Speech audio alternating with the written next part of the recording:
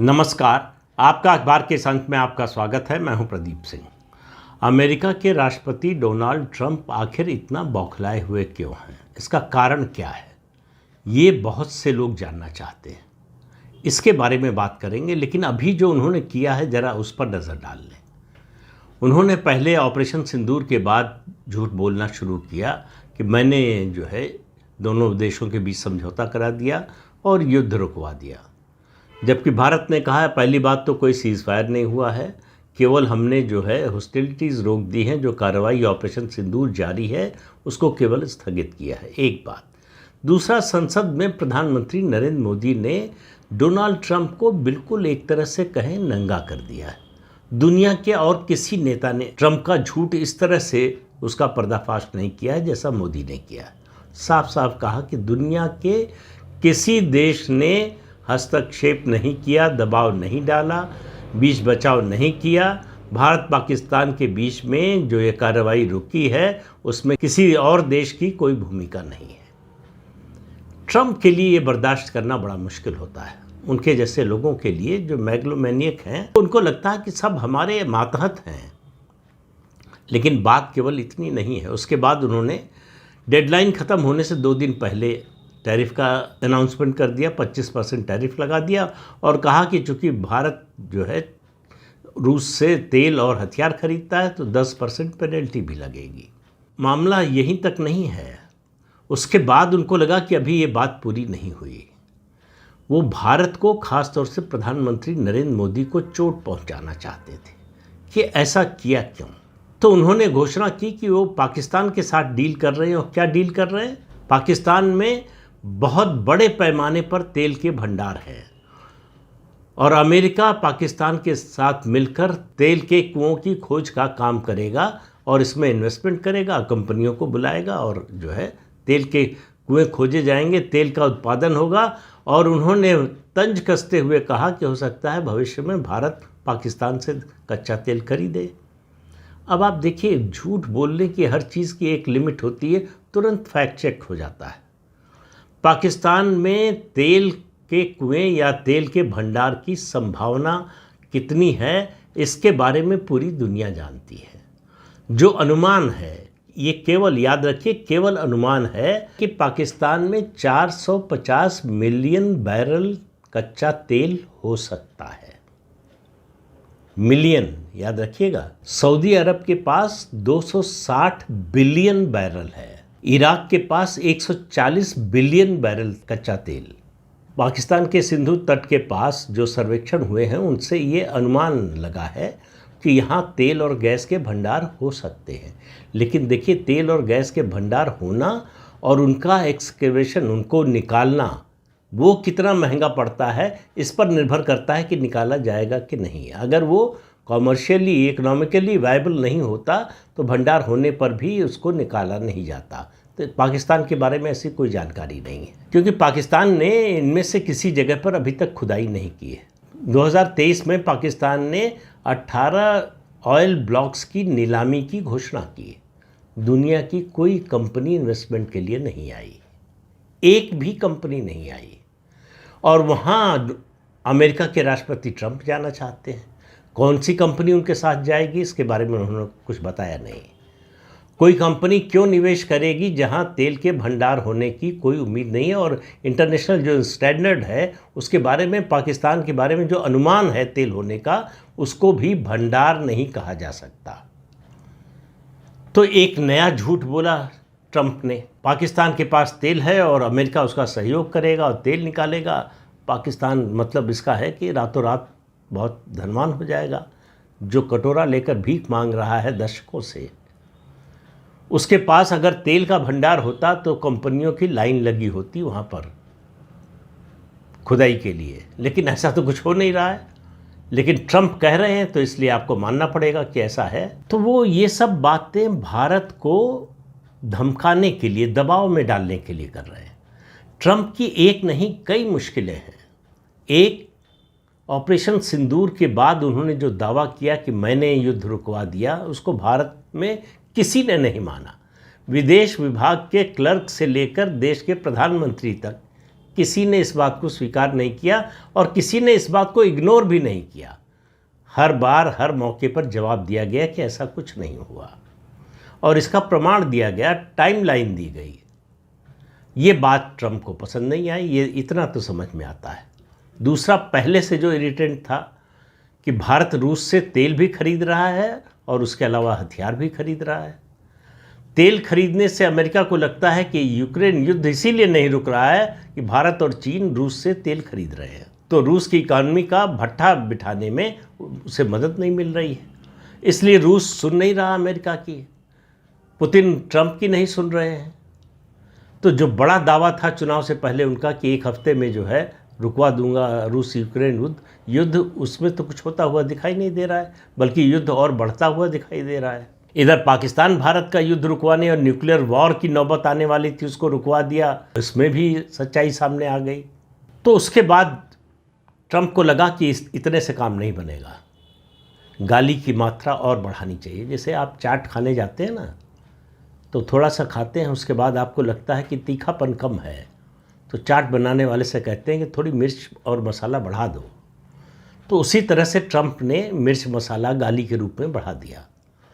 भारत और रूस की इकॉनमी को डेड इकॉनमी कहा।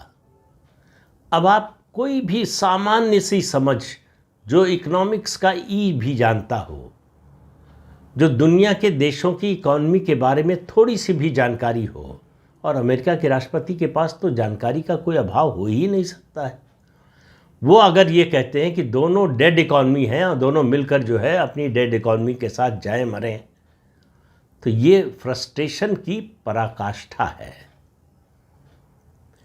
डोनाल्ड ट्रंप को याद दिलाया जाना चाहिए कि भारत दुनिया की सबसे तेजी से बढ़ती हुई अर्थव्यवस्था है।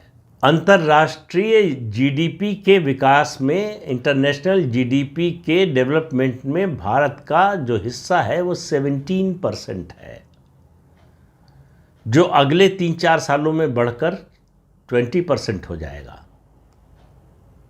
भारत की इकॉनमी इस समय दुनिया की 4थे नंबर की इकॉनमी है, जो अगले 1.5-2 साल में 3रे नंबर की इकॉनमी बन जाएगी, जर्मनी को पीछे करके। 2015 से 2025 10 साल 2015 to 2025 भारत की इकॉनमी का साइज 105% बढ़ा है।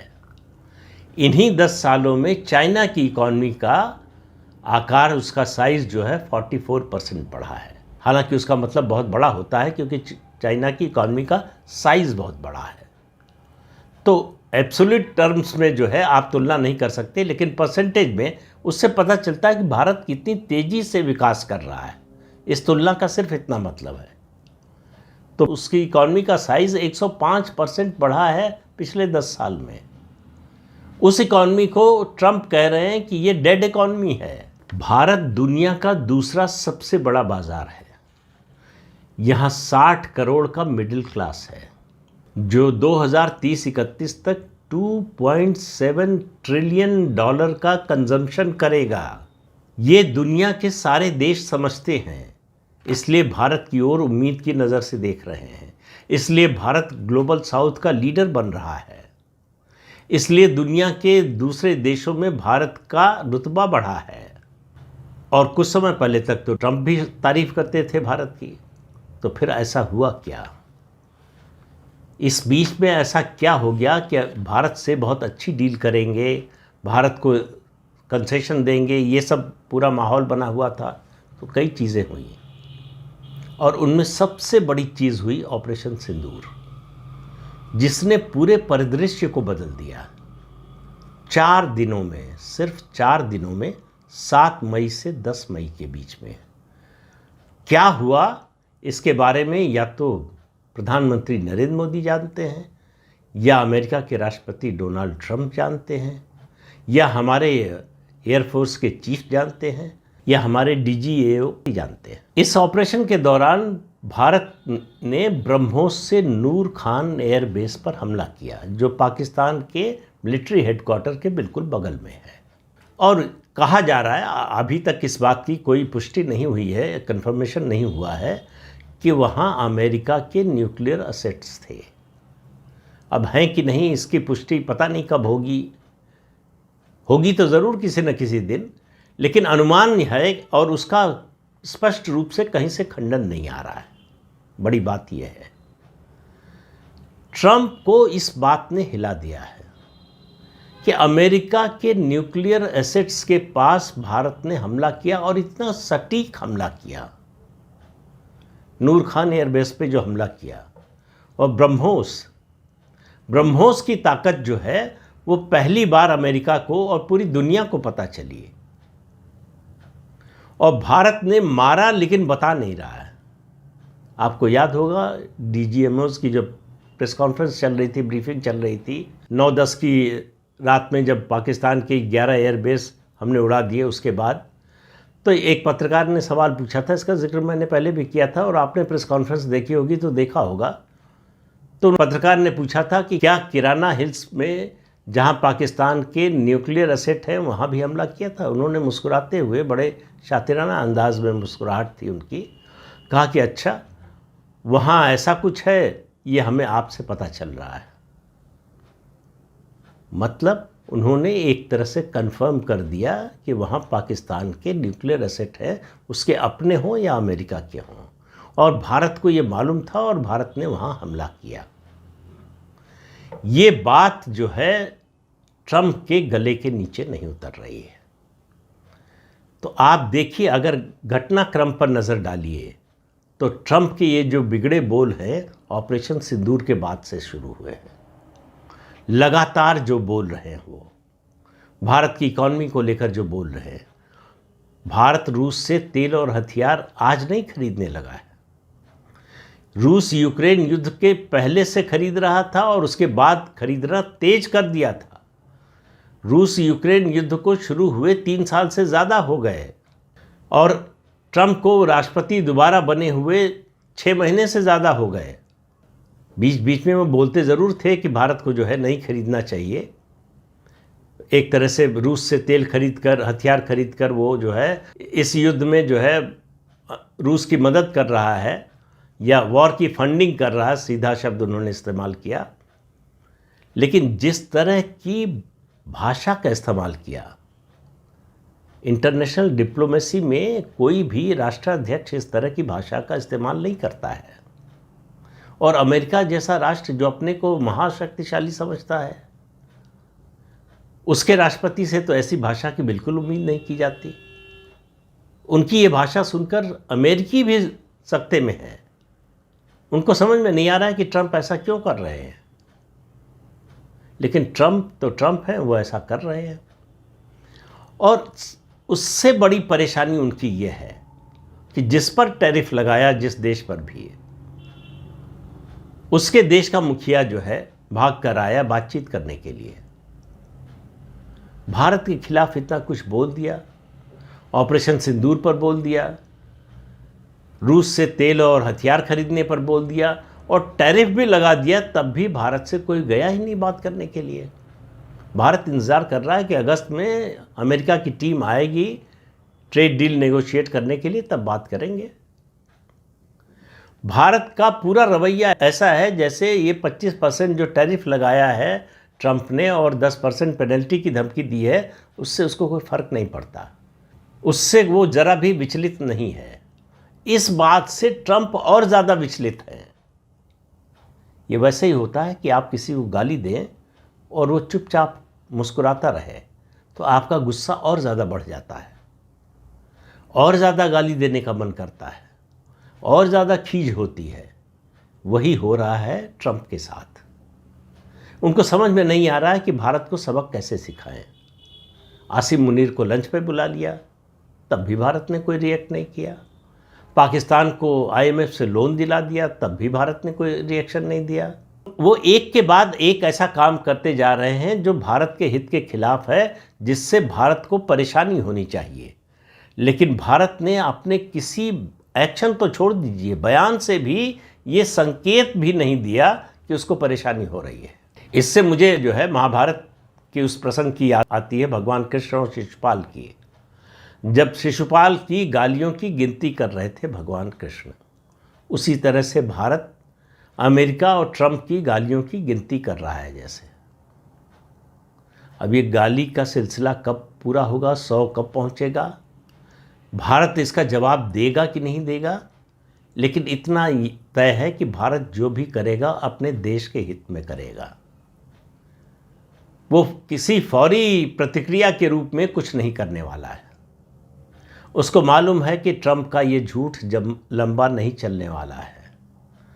ट्रंप एक साथ चीन और भारत से मोर्चा नहीं खोल सकते हैं, और चीन ने जो किया है, अमेरिकी कृषि उत्पादों को खरीदना बंद कर दिया है, उनका इंपोर्ट बंद कर दिया है, उससे अमेरिका की अर्थव्यवस्था को जो नुकसान हो रहा है उसकी भरपाई का कोई तरीका ट्रंप को सूझ नहीं रहा है, और उनको भारत की ओर से मदद का कोई हाथ बढ़ता हुआ दिख नहीं रहा है। तो उनका फ्रस्ट्रेशन और ज़्यादा बढ़ रहा है। लेकिन इस सब के पीछे इसका केंद्र मैं मानता हूं कि वो है ऑपरेशन सिंदूर। भारत की आर्थिक स्थिति क्या है ये पूरी दुनिया के सामने खुली हुई है, कोई छिपी हुई बात नहीं है। किस दर से हम विकास कर रहे हैं, कितनी तेज़ी से कर रहे हैं, किस नंबर पर पहुंच गए हैं, हमारी इकॉनमी का साइज़ क्या है, ये सब पूरी दुनिया को पता है। लेकिन भारत की सैन्य शक्ति क्या है, इसका अंदाज़ा दुनिया को ऑपरेशन सिंदूर के दौरान लगा, और ट्रंप को उससे सबसे ज़्यादा धक्का लगा है। उस सदमे से अभी तक वो उबर नहीं पाए हैं। उसी सदमे के प्रभाव में ये ऑल फॉल बोल रहे हैं और इस तरह के एक्शन ले रहे हैं। ये भी सिलसिला ज़्यादा नहीं चलने वाला है, लेकिन ट्रंप की ये बौखलाहट जल्दी कम नहीं होने वाली है, क्योंकि अभी तो भारत की जो तैयारी है उसकी और जानकारियां जब बाहर आएंगी तो ट्रंप और भारत के पाकिस्तान और चीन जैसे विरोधियों, दुश्मनों के लिए और बड़ी समस्या पैदा होगी। तो इस अंक में इतना ही। अगले अंक में फिर मिलेंगे किसी नए मुद्दे के साथ। तब तक के लिए अनुमति दीजिए। आपसे अनुरोध है कि चैनल देखिए, शेयर कीजिए, लाइक कीजिए और सब्सक्राइब जरूर कीजिए। नमस्कार।